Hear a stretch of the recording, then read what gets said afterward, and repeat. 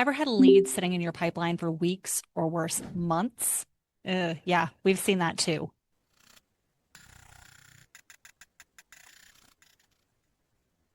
If you're a busy business owner who's trying to keep your CRM up to date, your sales pipelines clean, and actually reaching back out and staying in touch with all those leads, it can be a difficult job. Or maybe you have a sales team and you want to be able to monitor how long have the leads been in the pipeline? Where are things been going? Do you really want that to be a manual process? I think not. So we have a system and a process set up inside of HighLevel that you can choose to either get notified or have any other number of actions be taken after a lead becomes stale, dormant, or has just been in the pipeline for a little bit too long. And today we're going to show you how. Here we are inside of HighLevel, or better yet, our version, Marketecs Engine. We are in a demo account, but we still have all of this set up so that we can take a look.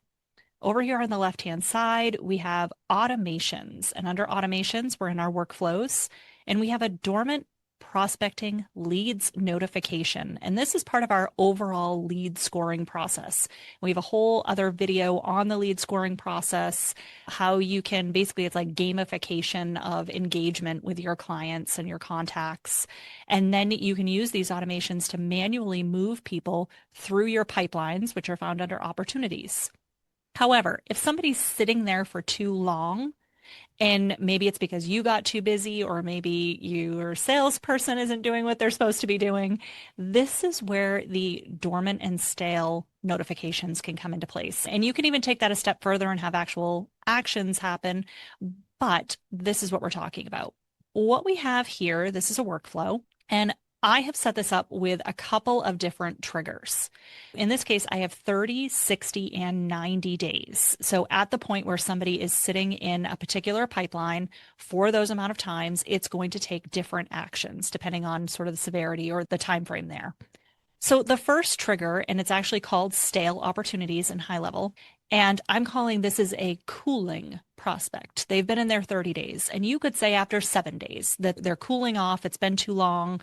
We need to reach out to them. They've sat in the same stage for too long. Okay. In this case, they're in a particular pipeline, which happens to be the prospecting pipeline, for 30 days. And like I said, you can choose whatever number makes sense to you.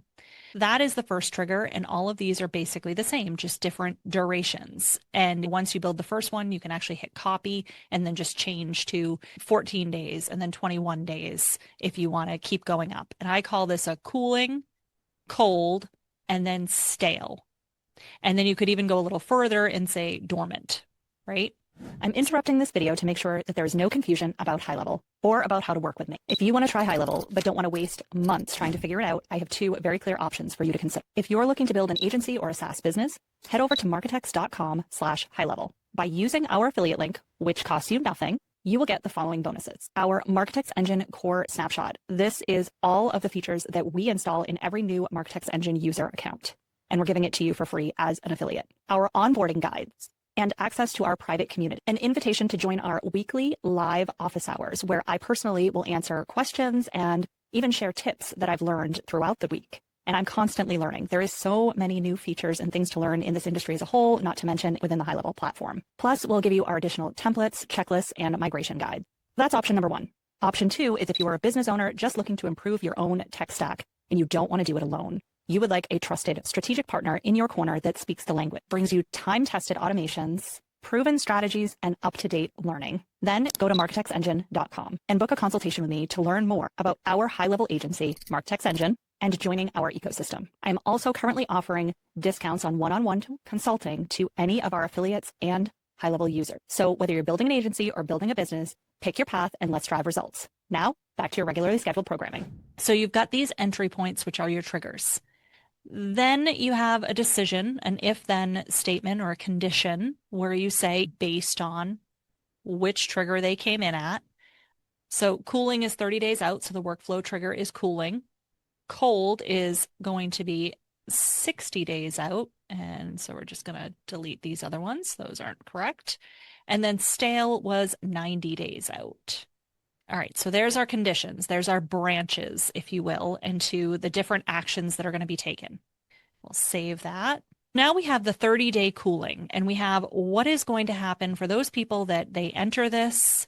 They're determined that they came in because they were 30-day trigger. In this particular case, for the cooling stage, which again could be 7 days, could be as many days as you want, we are simply sending an internal email. You have a lead that is cooling after 30 days. Please review this. And this could be if you're responsible, maybe this is going to the salesperson, maybe this is going to the sales manager, whoever this is going to, it's just a simple notification. And you can set these up for multiple people as well. So you can select the users that are going to get this. You could say all users, you can decide how you want this email to go out, but it's just a simple notification. Hey, this person has been sitting for this amount of time. All right, then in the 60-day case or our cold notification, it's basically the same thing. We're just changing the amount of time. Like, hey, this person is now cold. They've been sitting here for this amount of time. And maybe this gets escalated. Maybe the first one just goes to the salesperson. The second one goes to the salesperson and the manager. Maybe there's a progression to how you use these things. And then we have, in our case or in our example here, a breaking point where they are now stale.